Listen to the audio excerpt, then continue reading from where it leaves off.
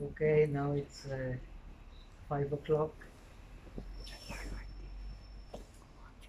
So today we can prolong a little because this is the last lecture before the exam of those who want to take the exam.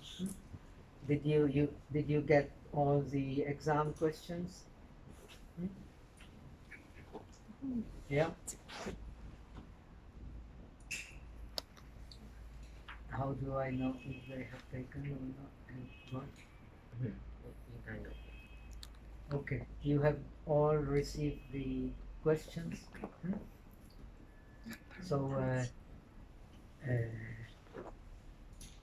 maybe you may think these questions are a bit difficult. Somebody told me, but actually these questions are meant to let you exercise the intelligence. You don't need to worry. Makan you.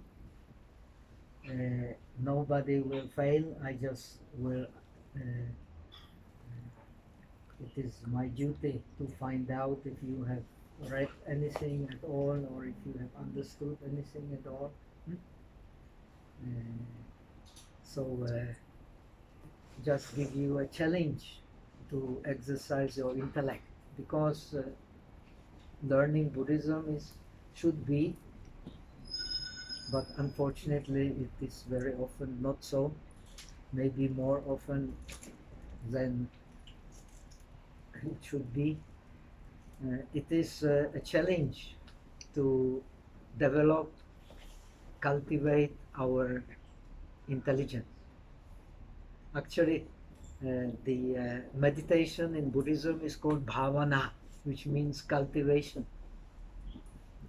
It is not something you actually believe.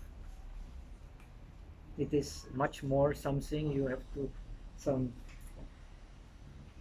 principles you have to cultivate in order to go beyond the suffering. Because we humans, we suffer, but according to Buddhism, the suffering is not necessary. The suffering is due to ignorance, and ignorance can only be removed by knowledge, by wisdom. There is no other way. So the study of Buddhism should be study of wisdom, even so it is not so taught, but it should be so understood because it is very clearly explained in the scripture. You should not blindly believe. You should use the things that the Buddha has taught to develop your wisdom. And when you are wise, the suffering is not necessary. So I have chosen maybe a little bit challenging questions to exercise your intellect. And intellect is to see things from different perspectives, not just this is right and everything is wrong. And when this is not right, I search for something other, and that must be right, and only that will be right. If you study like this, then you will never get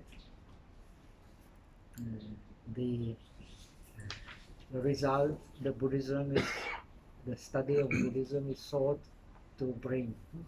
Some study Buddhism actually to criticize Buddhism, to see faults with Buddhism. But Buddhism has no fault, we have the faults.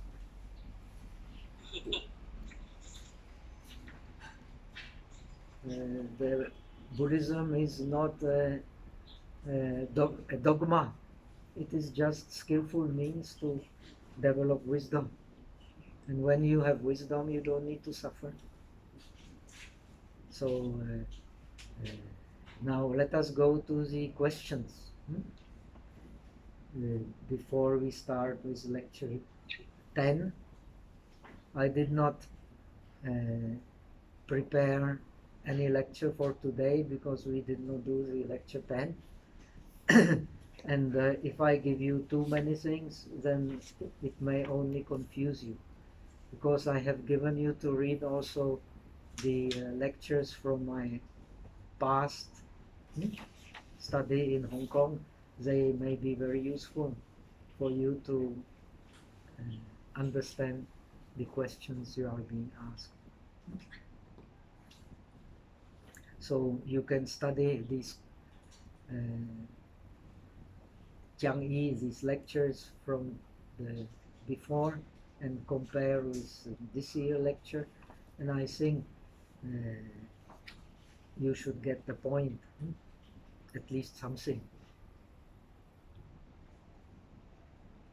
So now let us go to the questions before we start reading lecture 10.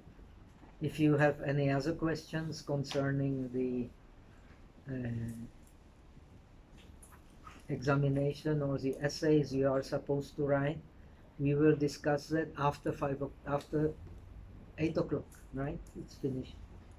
Now I proposed, and it seems everybody accepts, because of the situation in Europe, I have postponed my departure from Hong Kong to the 14th of May.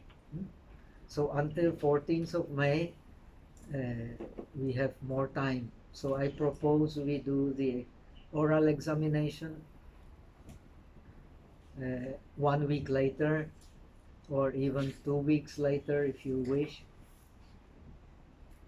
But I don't think it's necessary, because you may have other things to prepare, and don't take this my course too seriously. Take my course more as a challenge to develop intelligence.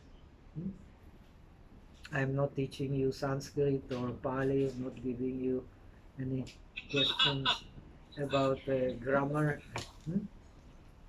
What I am teaching you is just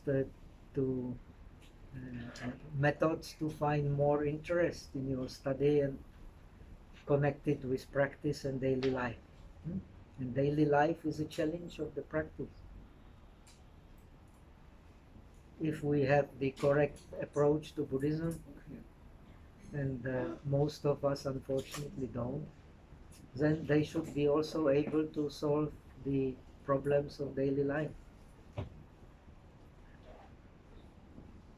Especially the non-dualistic approach, which we will learn a little bit today, the Mahayana kind of understanding.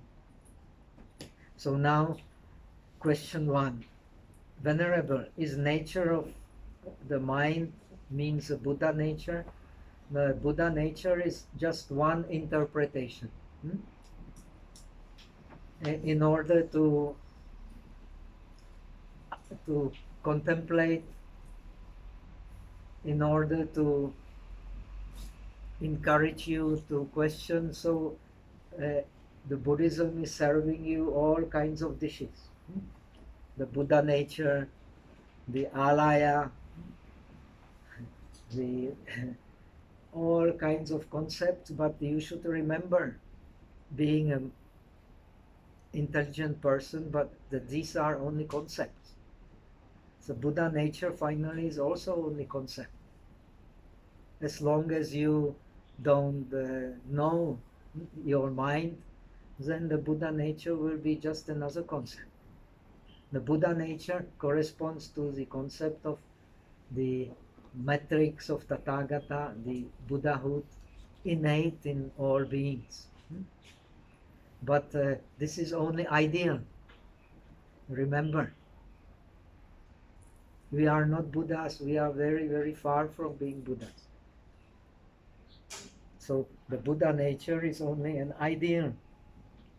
And if this ideal does not correspond to the practice which leads to Buddhahood, then that ideal has perfectly no meaning at all. Because Buddha nature often corresponds to the real self, but normally a majority of us, if not almost everybody, does not know the self. So it is just a concept. And the concept will not enlighten you. The practice will enlighten you. So don't be too much attached to this concept. All beings have a Buddha nature, and we are all Buddhas and beings, and the Buddhas are not separated. This is ideal. Give you some thing to catch, because if we have nothing to catch, we will not practice Buddhism, we will not be interested in Buddhism. So the Buddha nature concept is easy to catch. You have something in you which makes it possible for you to become a Buddha, but you have something in you which makes it possible to become a Buddha only when you practice. Otherwise, this something in you is meaningless. So please think about it. So what is Yi Fa Jie in English? Because it's so difficult to translate, it is a Buddhist term. Yi Fa Jie is the state when all the phenomena are equal. It is a state beyond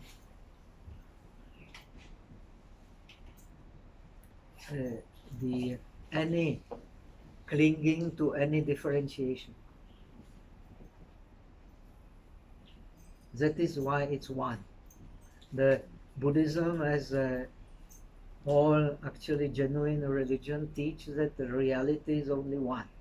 Call it God, or call it whatever, call it Nirvana, call it Buddha nature.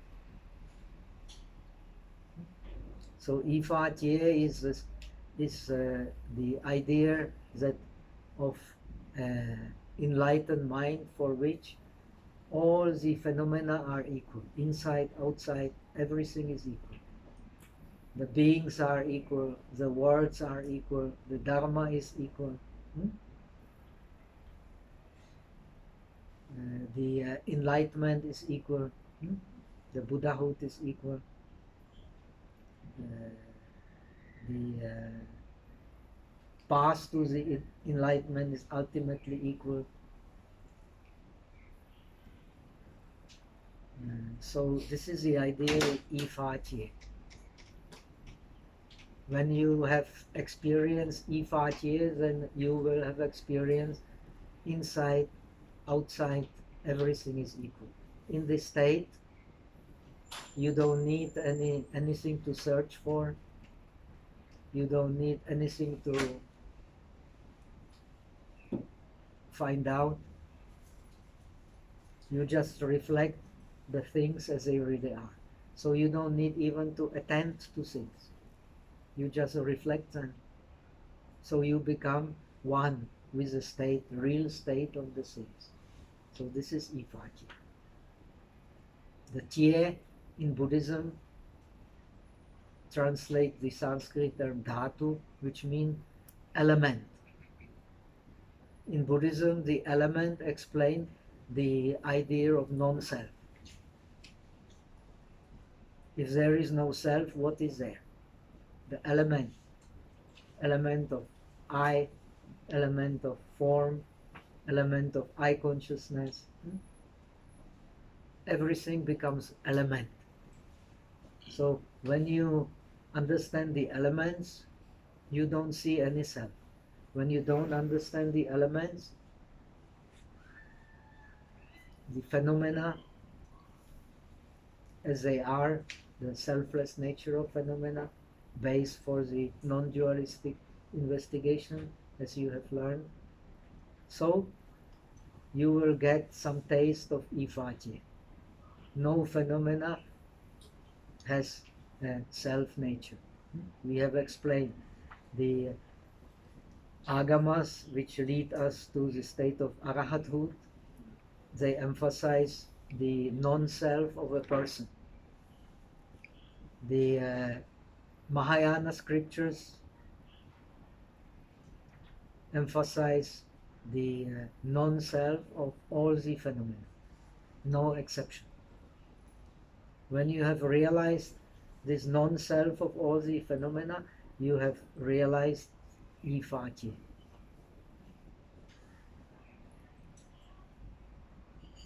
Equality of all the phenomena. To this Ifatye, you cannot add anything, you cannot remove from it anything, you cannot hold to it, but you also cannot let it go. And it is in Zen Buddhism, it is called the natural state, Zira.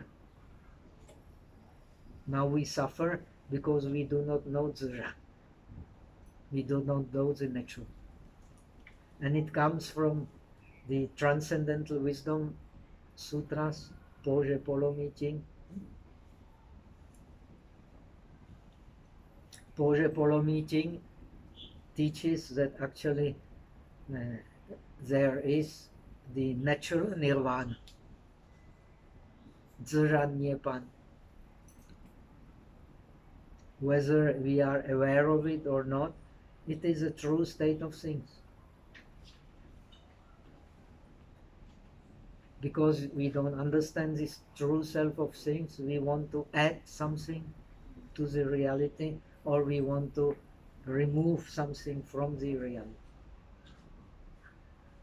And this is delusion.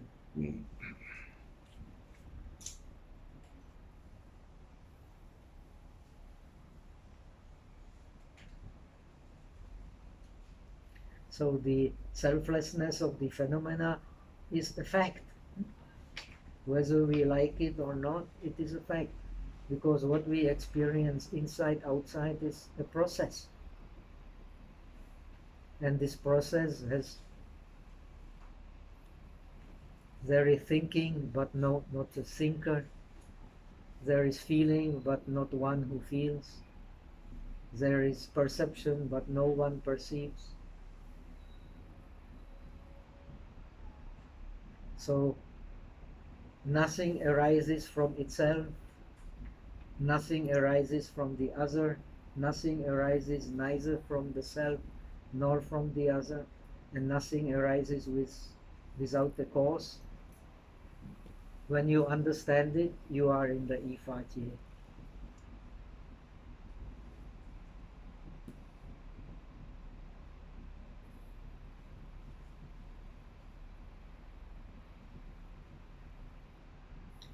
Venerable is the supreme wisdom, can only be developed through meditation. Actually, meditation cannot be separated from contemplation and from hearing. We hear, we contemplate about what we have heard, and then we use deep concentration to absorb it and make it part of us. So we become one with it. That's why meditation is a very funny word which has a meaning in the Western civilization, but in Indian tradition, especially Buddhist tradition, we speak of bhavana, which means cultivation. Meditation means cultivation. And in order to cultivate the virtues you need in order not to suffer and to make beings not to suffer, is that you have the wisdom from hearing. You believe from hearing that there is something beyond suffering. If you don't believe that there is something beyond the state of stress, anxiety, worries, fears, with what the life of most of us is filled. If you hear that there is something, you will contemplate about it, then you will be taught what kind of virtues you need in order to get the concentration. When you have concentration, then you will get the balanced mind. When you have the balanced mind, then you will start seeing things as they really are. What you will see? You will see that the reality is something quite different from what you believe it to be. You will see that these worries, stress, fears, anxiety, and so on, attachments, they are not so real as you think, as you thought. They are just like dreams. So the Buddha is one who has awakened from the dream. So what is the difference between the awakened person and non-awakened person? He sees these things, these worries, these fears, these anxieties, just like being in a dream. So he will not be attached to them. He may have, as long as he is not a Buddha, he may have still some things to worry about, but he will not take it seriously. He may have some little fear, but he will see it as nothing substantial, nothing to hold to.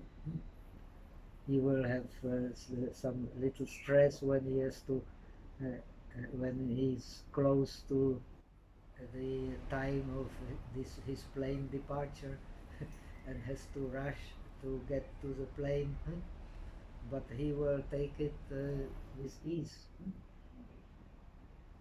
But most of us cannot do that. Why? Because they have not seen the other side of the coin of worry, fear, which in Buddhism is called the non-constructed reality.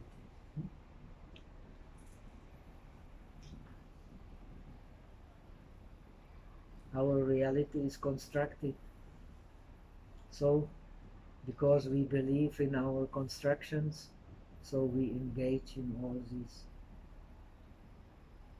Okay, so that's it. There is some other question.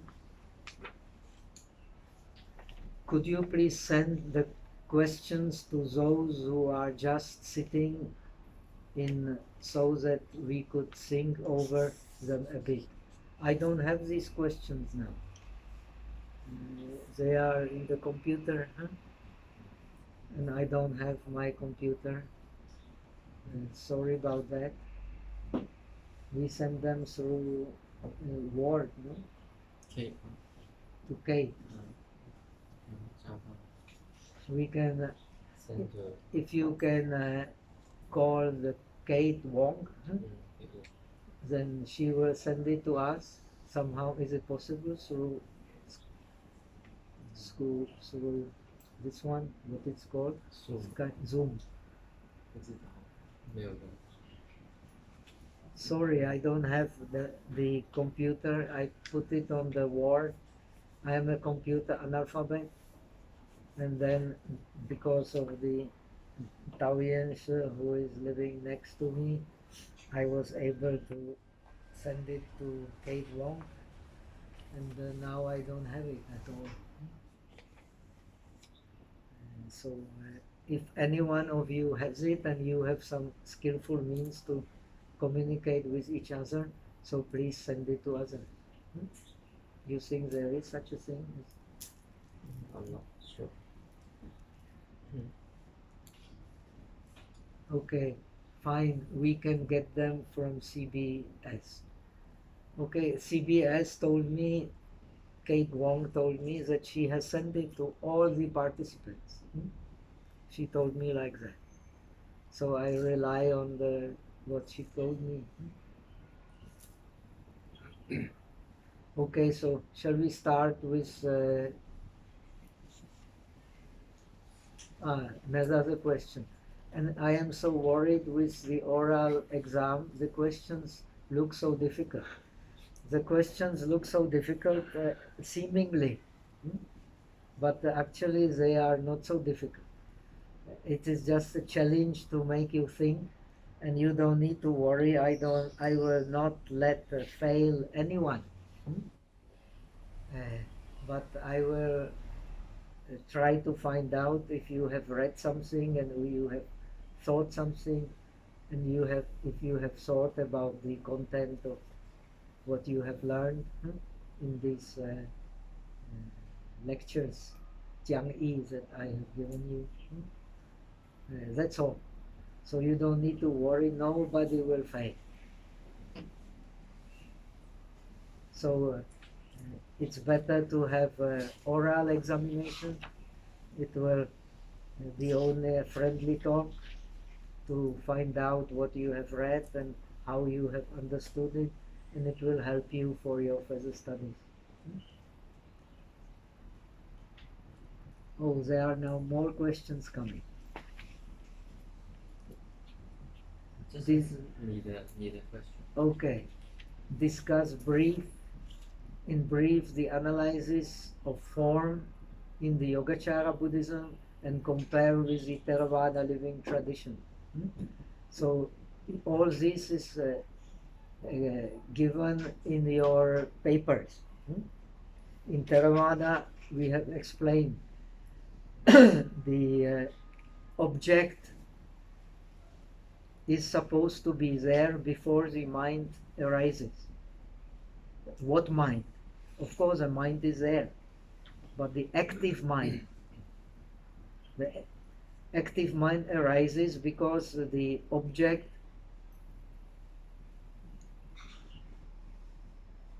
if it is outside object, so there are two kinds of mental processes. The mental process which is based on the outside, on the five senses, and the mental mental process where the object comes directly from the mind. You think about the truth, some abstract concept. These two mental processes are there, and they have a different structure. All this structure I have given you in your... If the object comes from outside, I have given you also the examples, then in both cases the mental process can only start when you pay attention. So attention is the beginning of all mental processes. When you pay attention to something, idea inside or some impression from outside, then the bhavanga, the concept explaining the continuity of the mind, will be interrupted if the incitement comes from outside. Then when it is interrupted, then the mind will turn to the object. Object will be reflected in the sensitivity of the organ. The organs, they are sensitivities. Sensitivity of the eye, sensitivity of the ear, sensitivity of the nose, sensitivity of the tongue, sensitivity of the body. Each have its objects. You have been taught these objects. So then this interruption, when it takes place, then the mind will turn to the respective organ where the object is reflected in the sensitivity of eye, if it is a form. Then it is received by the mind. This turning to the object is the neutral mind, Wei Zuo. Then the eye consciousness and 5 consciousnesses, they are vipaka. They are the resultant consciousness due to past.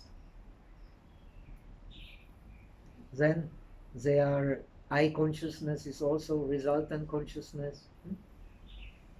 So when you pay attention to something, you already in a way connected with your past. I have explained that.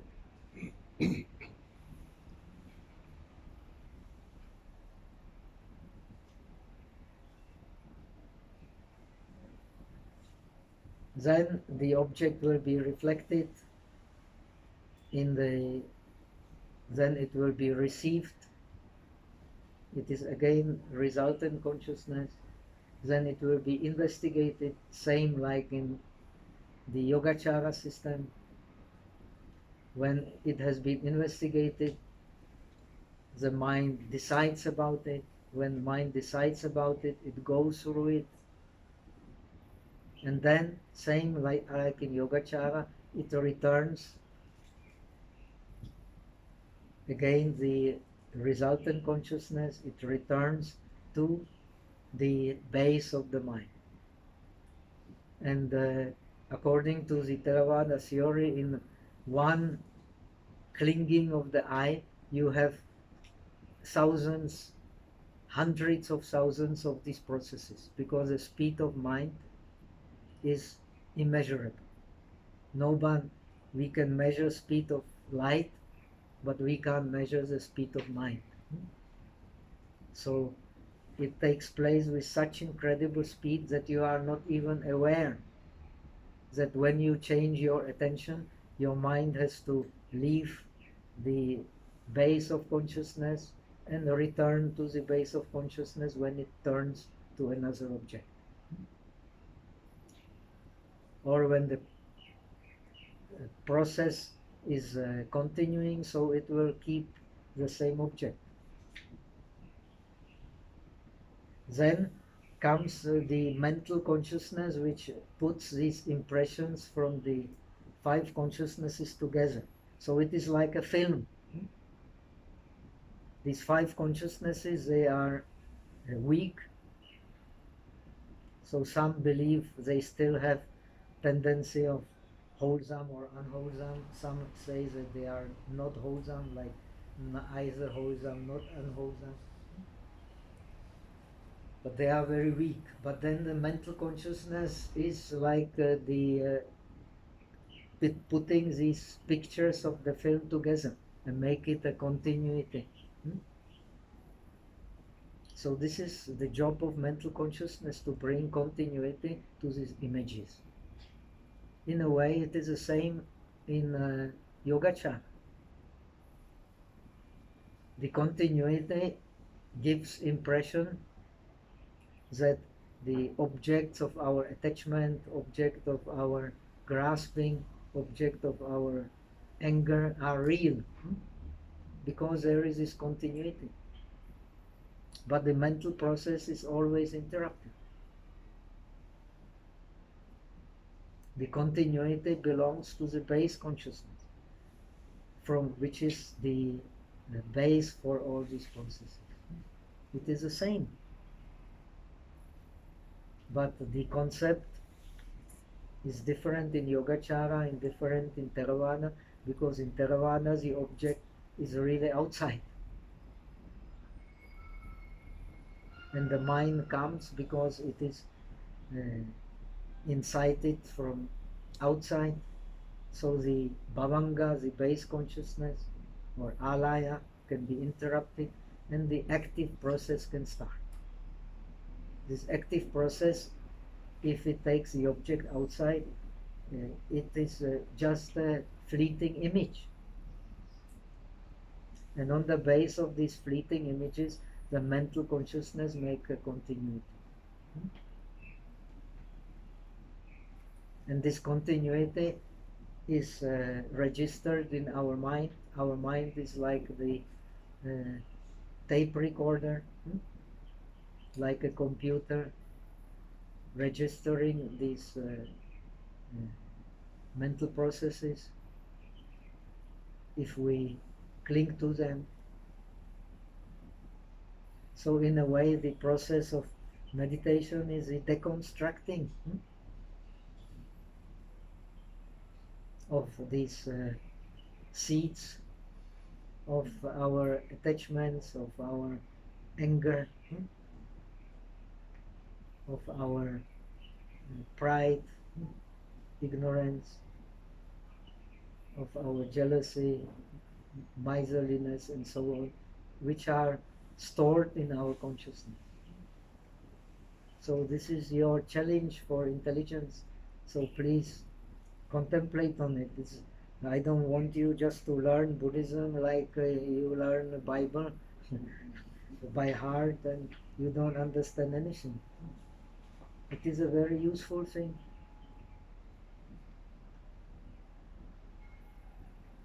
Okay, now how is Yogacara analysis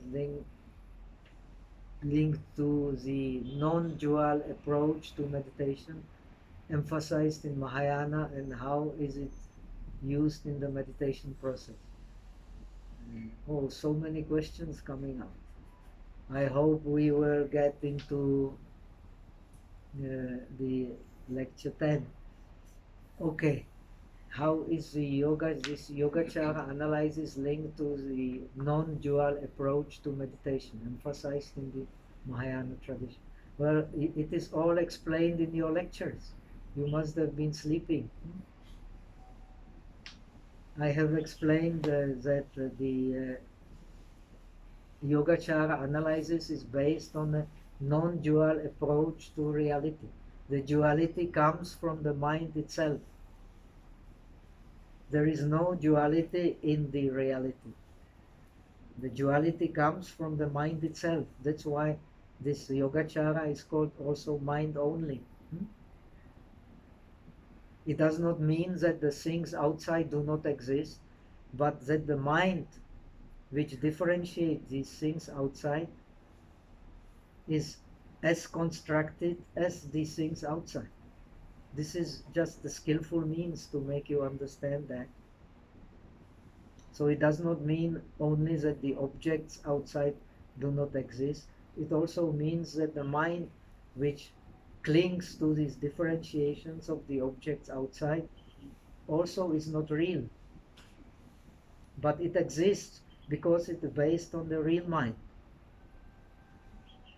But the objects outside are not based on the real mind. They are based on a constructed mind. This is Yogacara. And where is it, this mind constructed? In the alaya itself, the karmic consciousness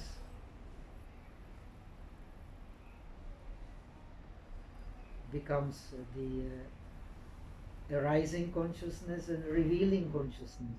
The self-witnessing aspect becomes the Tianfen and Xiangfen.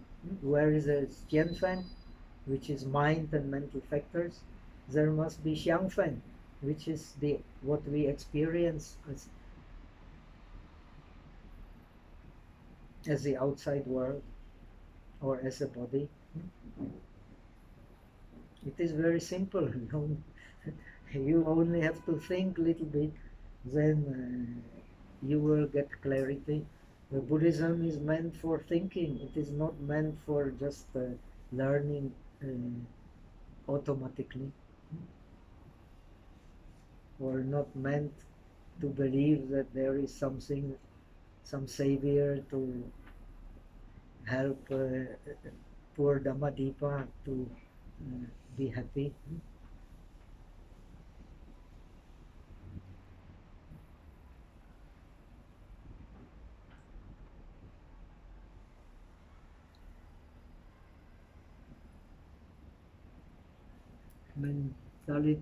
Mentality nama is the only relative reality in the Yogacara tradition.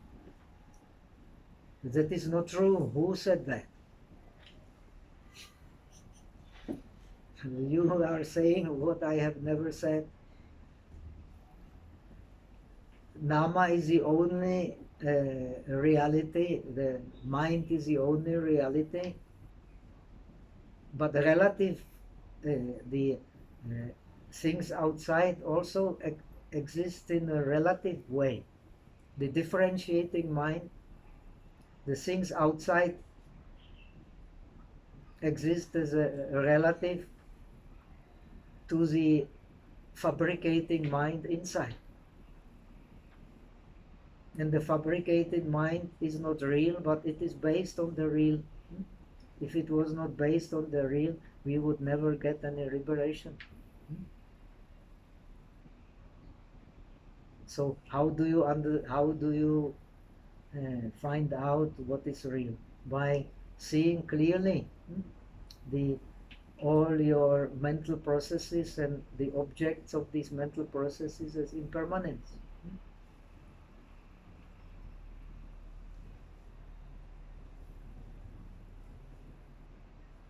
Then you can see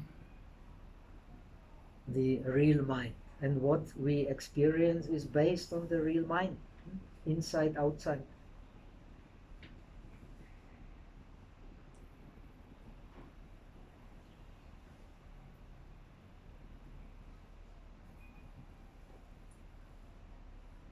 But we don't see the real mind, because the real mind is wisdom.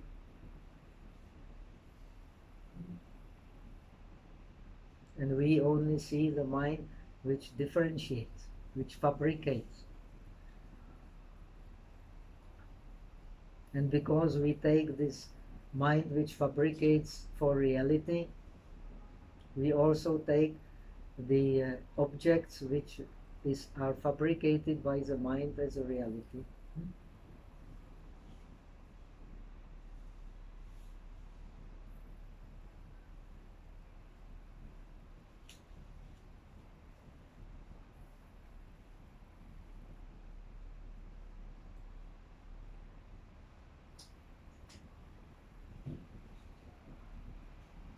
How this perspective linked to the appeasement and insight meditation as explained in this tradition, mentality, how this perspective linked to the appeasement and insight meditation is explained in this tradition. You have you have been sleeping. I have been explaining in my lectures. And today lecture will also explain. All this is explained. You have to go step by step by learning the meditation, learning the stages of concentration, then apply them to the object and complement it with what you're going to learn today in 10th lecture. With analyzing the three kinds of reality. Because we don't see these three kinds of reality, we are completely identifying with our mental constructions. And this is the content of today's lecture. I'm going to teach you. What we see as a reality, you have learned that it's just the pictures.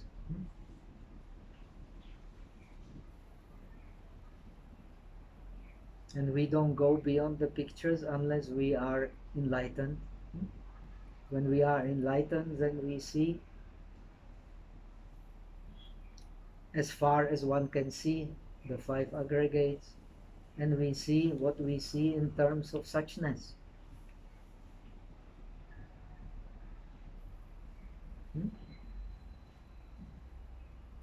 Then you can become master of attention.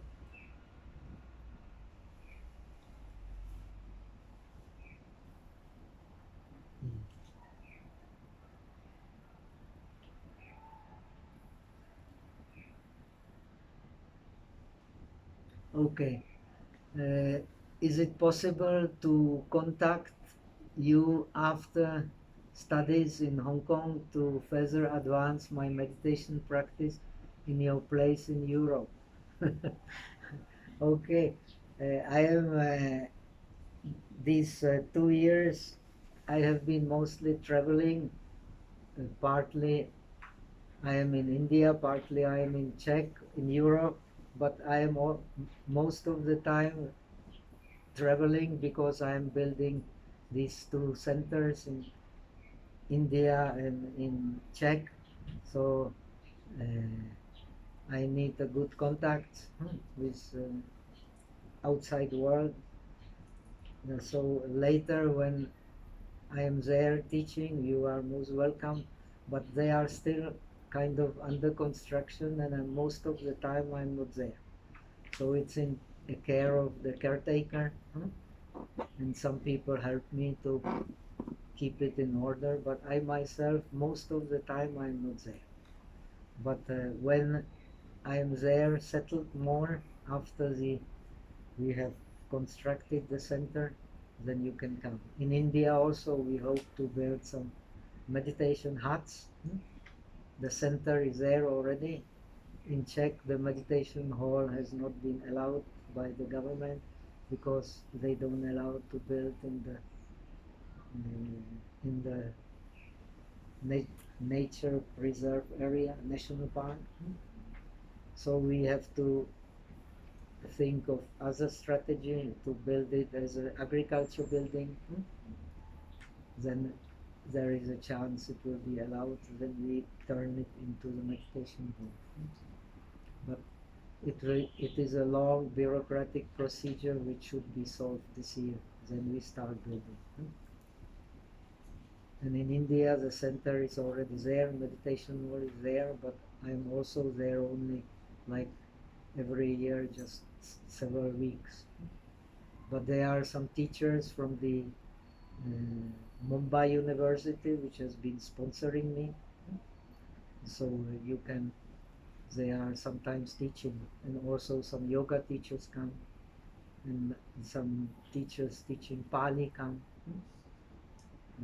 It is center for the local community in which most of the people are Buddhists, but they are so-called Ambedkar Buddhists, if you know about India. They are not educated, and they belong to the so-called Dalit classes, non-privileged classes. So they are very non-educated and not easy to teach them.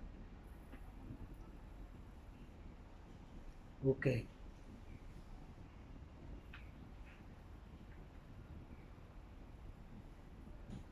So you are a Theravada Buddhist monk, so it's wonderful. So of course you are most invited to come, and we will discuss it when you come for the exam, or you don't come for the exam. So you can visit us in the Tsishan monastery, please.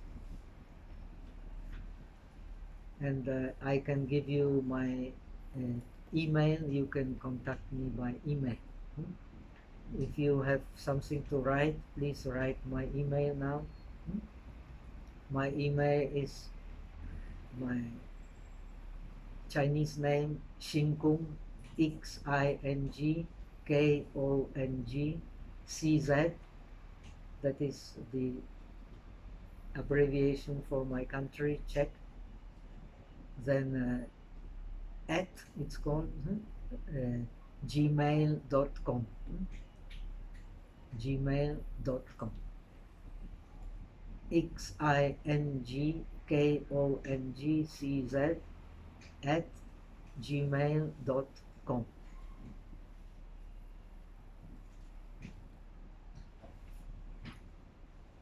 So it's wonderful. You are a Theravada monk. I was Theravada monk for more than 20 years. And I stayed in the Mitrigala Aranya, practice under my Upajjhaya Jnanarama, Mathura Jnanarama, Mahatera.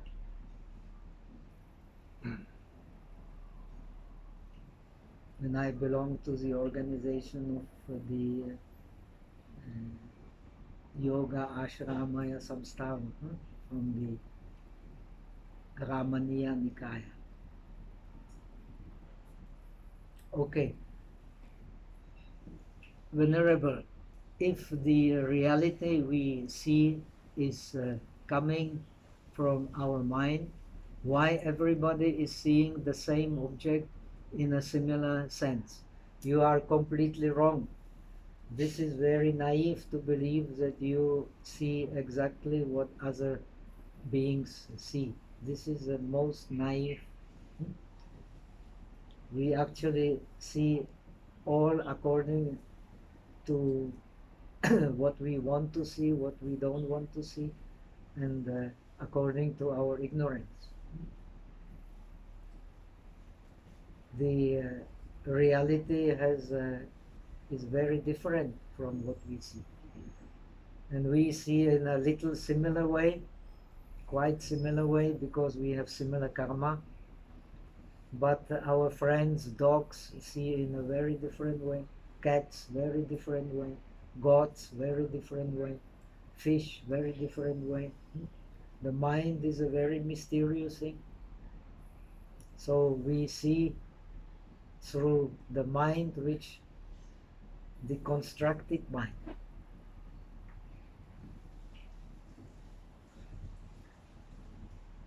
And we believe this constructed mind to be the reality.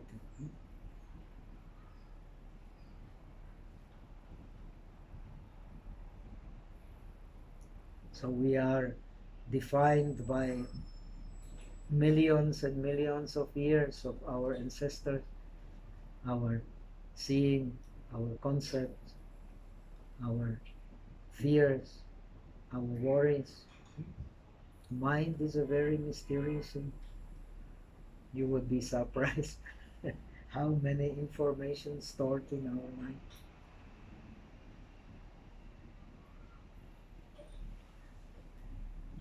So the variety of the world, according to Buddhism, is based on the variety of our karma. Because we have different karma, we like different things, we interested in different things, we want different things, we find desirable other things. So we not live in reality, we live on our constructed mind. But we can reconstruct the mind. Here we are in the Jinhui. This is also the practice of reconstruction the mind, the Pureland. For example, we all see an object is a building, a man, a dog, etc. Did you ask a dog if he sees a building as a building and as a man? Did you ask him? If you learn Buddhism, actually you will see that he has same mind, basically similar mental factors, same attachments, same greed, but the object of his greed is completely different. Object of your greed is completely different. Of my greed may be different. Of all the people here and of you completely different. Objects of your dislike completely different. And you see building as a building, but if you take maybe if you go to Brazil, there are some Indians who have never seen any building. If you take them, make them asleep and take them to Hong Kong, he will believe he's in a dream, not able to decide if it is a good dream or a bad dream. So what you see as a building, don't take it for granted that everybody sees it as a building. This is your constructed mind. And the building itself is a construction.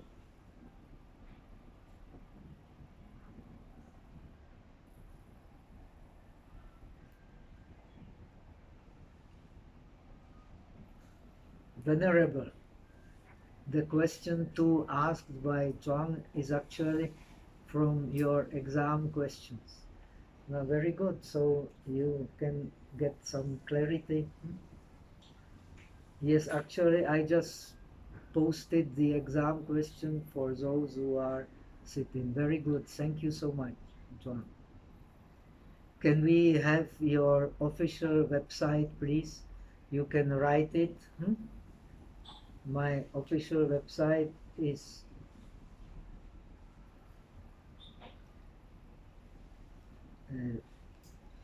I forgot. I usually don't use computer. You have this official Dhammadipa CZ, I think. www website is www.dhammadipa.cz.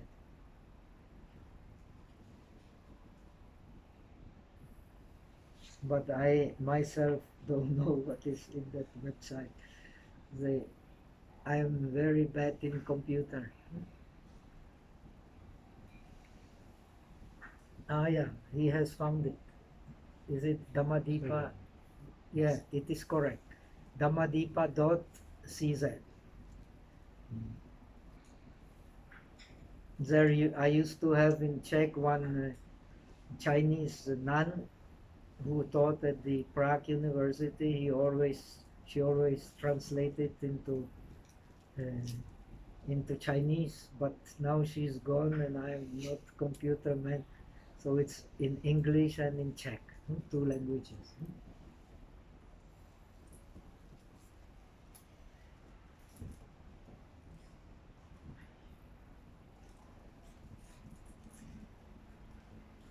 Okay, Shinkong CZ, correct.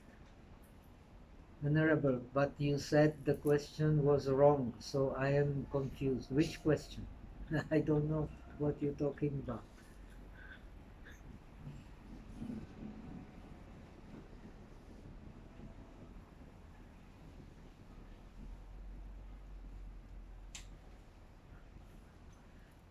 Dear Venerable, in Theravada Abhidharma, 1 moment of material is equal to 17 moments of mentality. That is correct, not wrong. Sometimes 17, sometimes 16, also explained.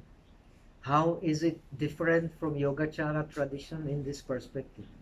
In Yogacara tradition, you, as opposed to Theravada, you can have many different minds and different sensations at the same moment, which is not allowed in Theravada. In Theravada, when there is active process of cognition, same in Sarvastivada, it can only have 1 object. You cannot have 2 objects at the time. The Theravada, you can have 2 objects, 3 objects, 4 objects, up to 7 objects at the same time.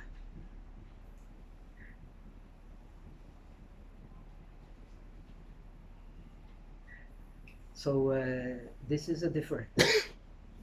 And this is why, because the Theravada way of seeing is different from the way of seeing of Yogacara. When you look at the mind in the Yogacara way, then you will see in the Yogacara way. When you look at the mind in the Theravada way, then you will see in the Theravada way.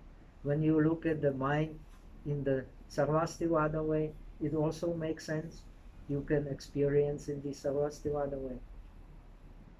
So when you look at the mind in the Yogacara way, you can feel pain in your knees and at the same time be in the bliss of meditation. Why not? But actually, in the Theravada understanding, this is impossible. Because the mind is so fast, you don't believe, you don't see very clearly when you pay attention to the pain in your knee. At that time, the object is different. because the mind must have attention, then it can become active mental process. If there is no attention, no active mental process.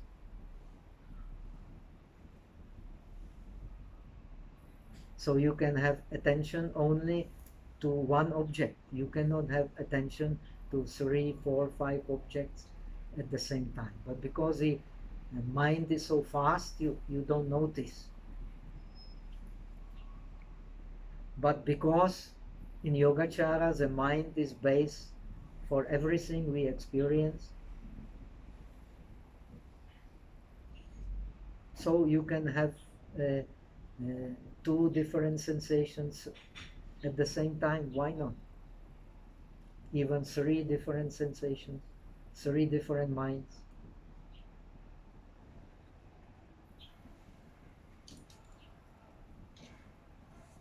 Because the mind is a base for everything,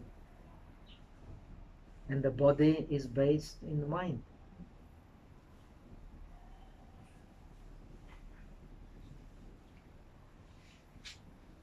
That is why the Yogacara is called Vaisha, Chitta Matrata. And this is in fact perfectly according to the Buddha's teaching. Buddha has also taught that all the phenomena are contained in mind, all the phenomena are led by mind. The world is led by mind. So because we don't understand the mind, therefore we are bound and suffer. When we understand the mind, we can be liberated. So Yogacara is the method, only a method. Don't confuse reality for a method. It's only a method to make you understand clearly how the mind is the base for all confusions, and the mind is also base for all liberations.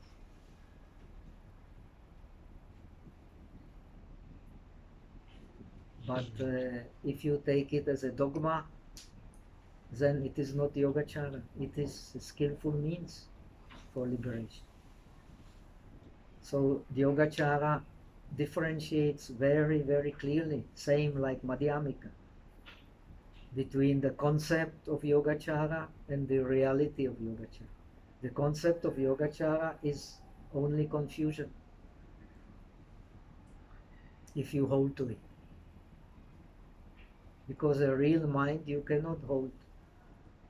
What you hold is only the constructed mind.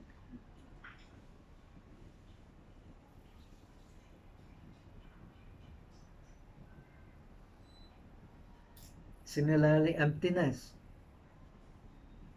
If you believe the emptiness is something that really exists, then that emptiness is the worst concept you can have.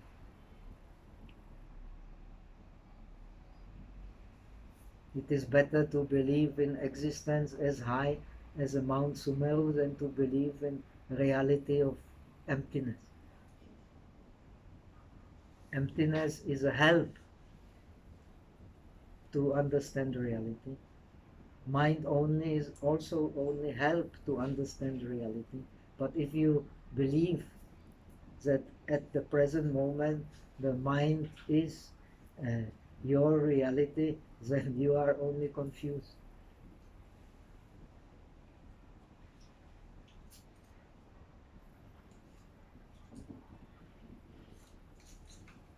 And Yogacara is meant to remove confusion, not to bring you to confusion. So I have explained in the beginning of my lecture, Yogacara is not metaphysics. Yogacara is just a matter of epistemology, investigation of our way of knowledge, and the matter of soteriology, the explaining the process of liberation. It is not a metaphysics, what exists, what does not exist. If you learn Yogacara or Madhyamika or Theravada like that, then you are not understanding the meaning of Buddhism. Buddha has only taught the methods. Nobody can teach nirvana. Nobody can teach suchness. Nobody can teach emptiness. Nobody can teach mind only. You have to realize it.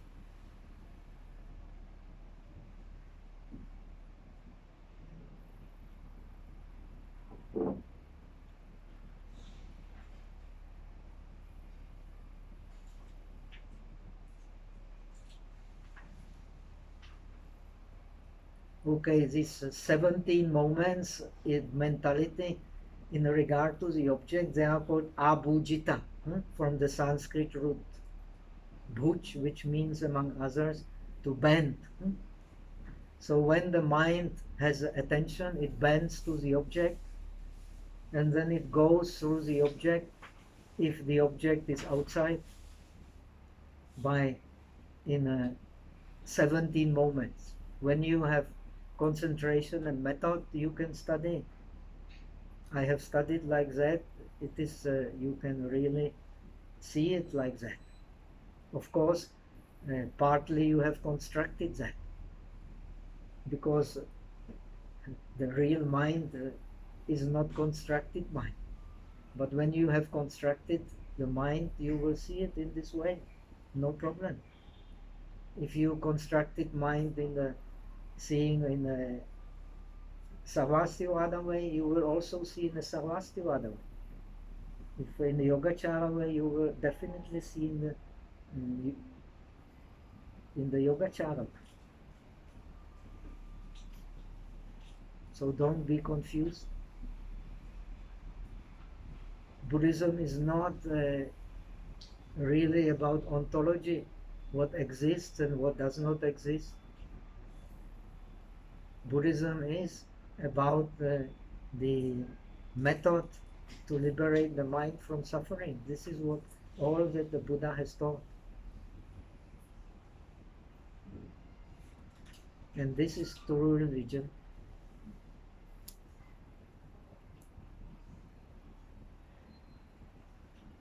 So because we always want something which is not part of our experience, we are confused. But Buddhism is the understanding of our experience in the world. And only through understanding our experience in the world, you can go beyond the world.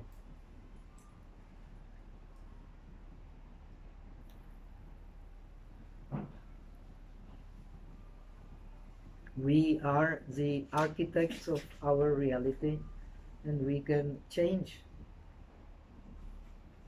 because the reality is based in mind. This is Yogacara.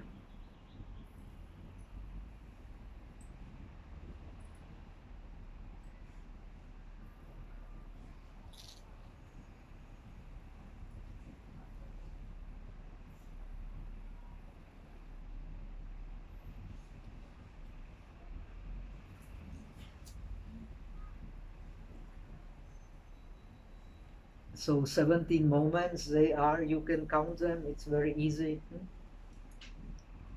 First you have the past bhavanga, then you have the vibration of bhavanga, then you have cutting of bhavanga, when the object incites the base of consciousness.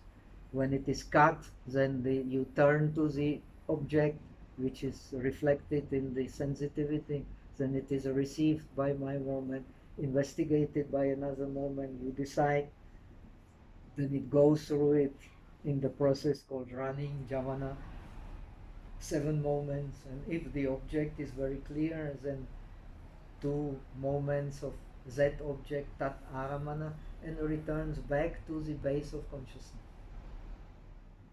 So 17 moments. If the moment is not clear, there will not be tat aramana, so you will have to have not 1 past bhavanga, but 3 past bhavangas.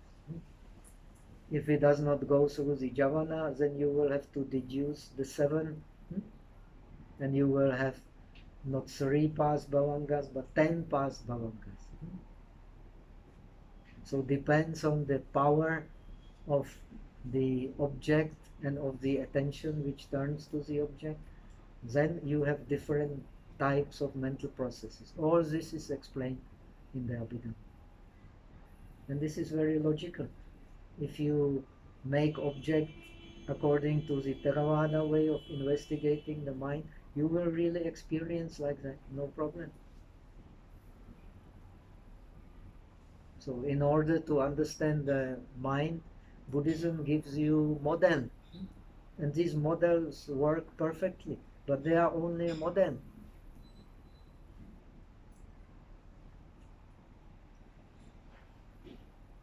When you use the model correctly, you can get liberation. When you have liberation, you don't need any models. Ultimately, there is nothing to hold to. Now, this is difference between us and the Buddhas. We have still many things in mind. Buddha's mind is like a mirror. Does not need to keep anything in mind. If you understand it, you will get clarity about Buddhism. No matter whether you teach the Theravada or you teach the Mahayana, it is the same principle. We have constructed our worlds, but we can also deconstruct it.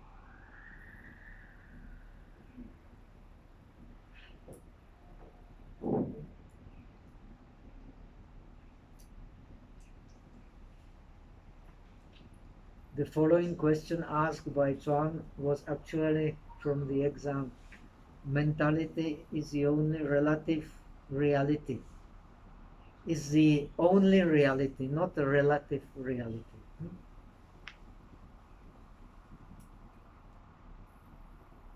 You can say the only relative. I was confused about what you mean by relative reality. The 4 elements, they are also relative reality, but they are based in mind. This is what I mean. So please don't be confused. No reason to be confused. So the 4 elements, the color which is derived from the 4 elements, only 4 elements are real in Theravada. The other things are just derived from the 4 elements in Mahayana Yogacara. So similarly, everything is derived from this alaya consciousness, which is the base for everything we experience. In terms of the constructed reality. When we have understood this constructed reality, then the alaya becomes the wisdom of the mirror, great mirror, reflecting everything just as it is, without taking anything away or without adding anything to it. Then the manas become the wisdom of the sameness, because the manas is the direct link to the alaya. Alaya exists because of manas, and manas exists because of alaya. So we have 2 types of ignorance: spontaneous ignorance, which is based on manas and which we don't see normally, and we have the differentiating ignorance, which is based on the 6 consciousness. This differentiating ignorance, when you become enlightened, when you become a Sotapanna, Shogotapana, or when you become the first Bodhisattva Bhumi, which is more difficult. Then this differentiating ignorance is not there anymore. But you still have ignorance in your perception, ignorance in your differentiation. Even so, you know very clearly that there is no self. You cannot have any more the view that there is any self. It cannot arise. But the perception will still arise based on self. The differentiation based on self will still arise. Only when you become an arahat, when you become a realized bodhisattva, then it goes away.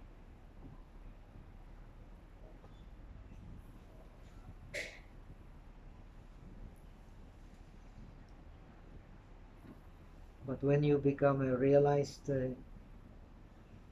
when you have real enlightenment, the Sotapanna or the Bodhisattva Bhumi, then you will see very clearly that this, what the I perceives, is just a dream, nothing else.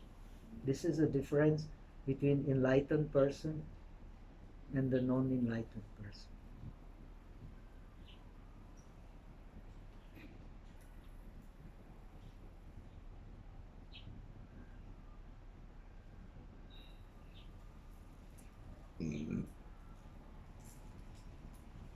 Okay.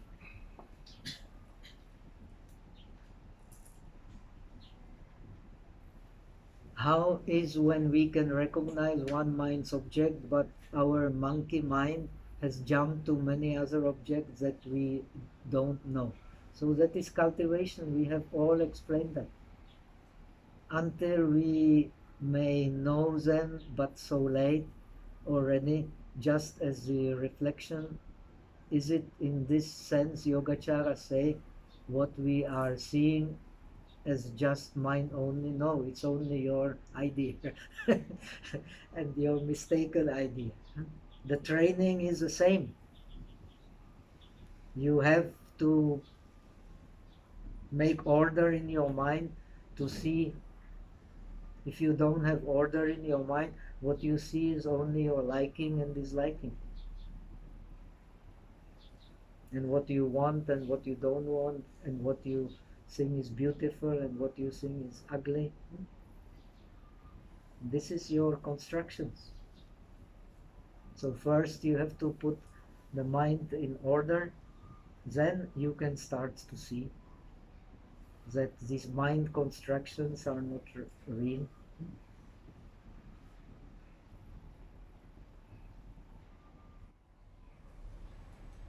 And because we were used only to mind constructions as reality, so we believe firmly that these mind constructions are real. But they are always changing. They have been always changing in the past immemorial, and they will keep on changing in the future as long as the beings will be there.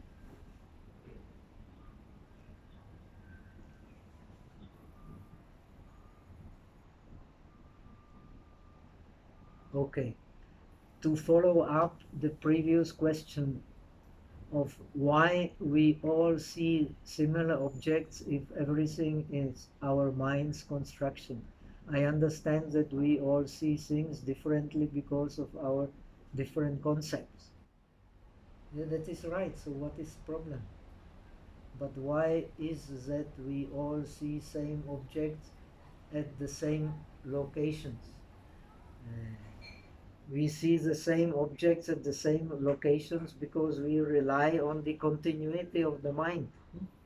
But the mind continuity is constructed.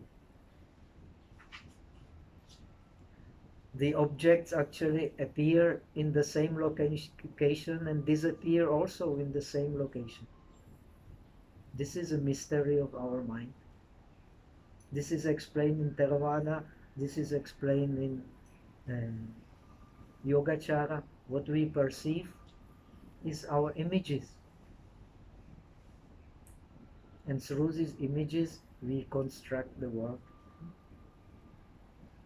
You have learned that all. I have tried to explain it, but it seems to be still, unless you are enlightened, all you see is just images. This is Yogacara.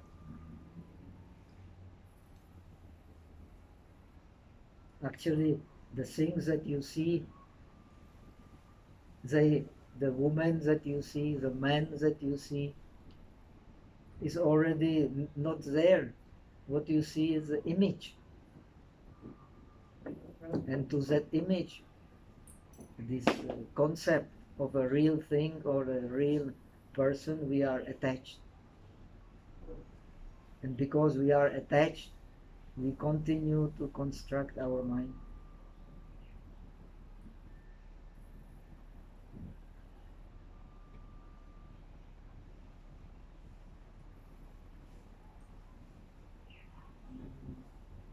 Venerable, I can't find the Vigyapti Matrata Siddhi and the Yogacara Bhumi Shastra. Can you please let us know where to find them? Well, since you are Chinese, it seems, you can read very easily in Chinese. So you can find them very easy in the computer, the Chinese Tripitaka, or is a computer CD. In Taiwan, the Fakushan, they made the whole of Tripitaka on the CD. You can find everywhere. It is for free distribution. Where can they find it? It's also on the internet. In internet. Sibeta. Sibeta. Sibeta. S-E-B-E-T. C-B-E-T-A. C-B-E-T-A. Sibeta. You can find in computer and download it, no? And then you can find in the library Yichie Shatilun. And you can find in library very easily the Chen Wei Shalun with English translation made by Numatea, the Japanese Chinese translation committee.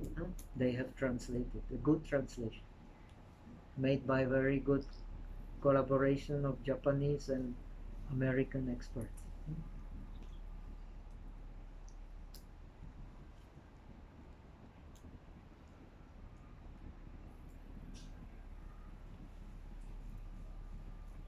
What I meant, why different people see same objects at the same locations? Because they have the same pictures.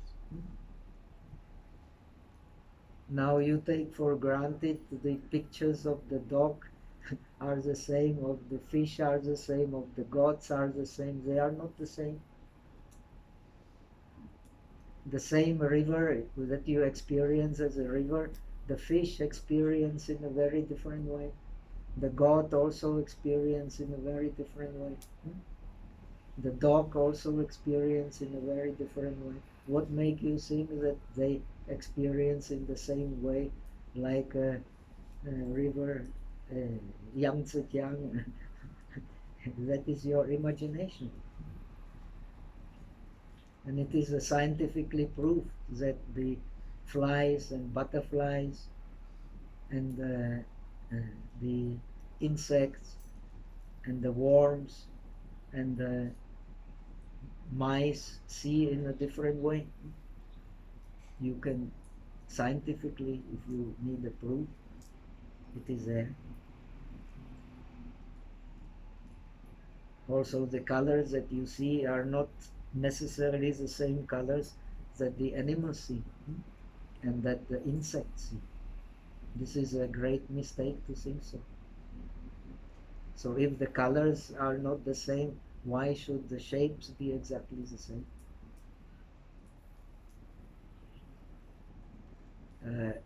Sveta. Sveta or C-beta? S-E... C-beta. S... okay, this is right. So Here is the Sibeta. Okay, so let us now make a short break and we go to the text.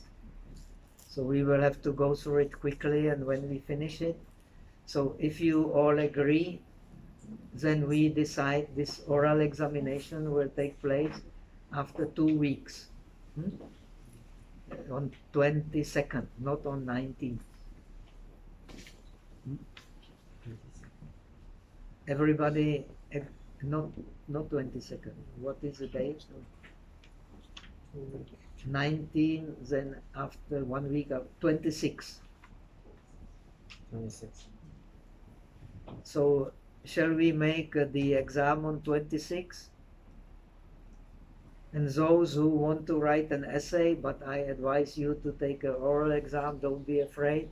I will be very compassionate and understanding. And nobody will fail. And if you have some good understanding, then I will appreciate it. If you have not understanding, that at least you have read something. And so I will ask you what you have read. If you have not read anything, you are supposed to have read at least my lectures. So I will ask you something from there.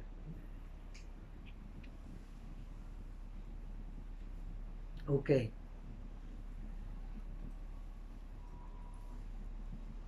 You mean 26. Exam makes me so anxious. Anything will make you anxious.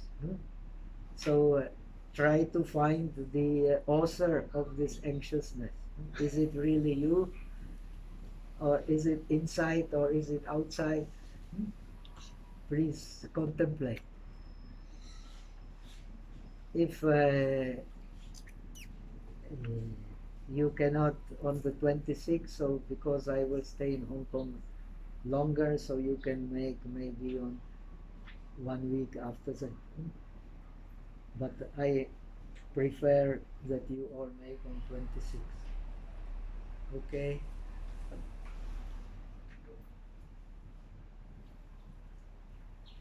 Are we expected to be able to answer all the 7? You can choose only one question.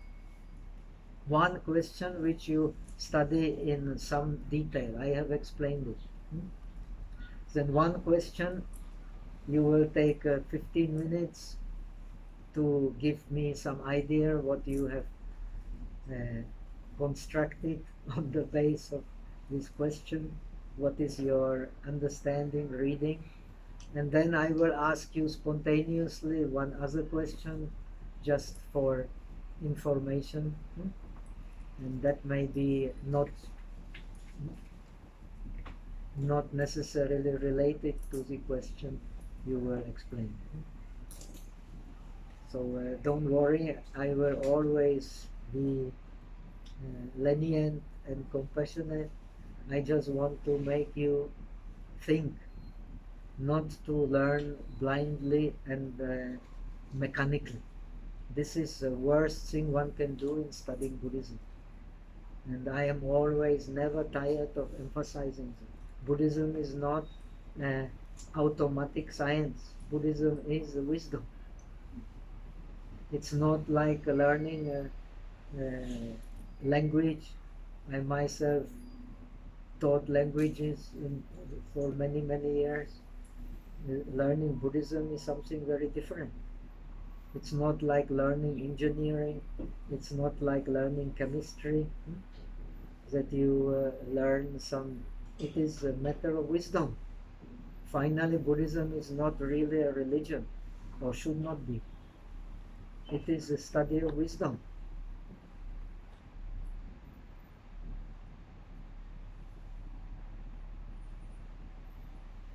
That is why in the Buddhist countries many people are Buddhists, but if they understand Buddhism or not, that is another question.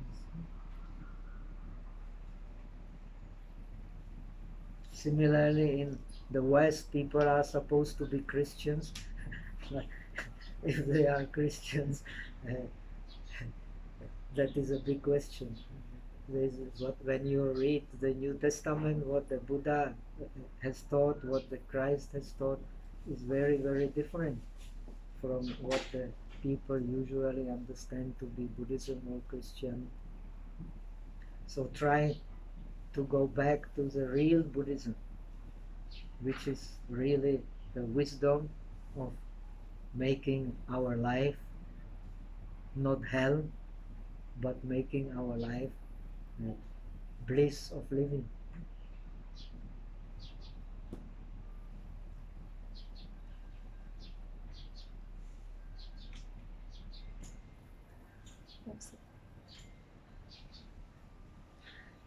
You mean?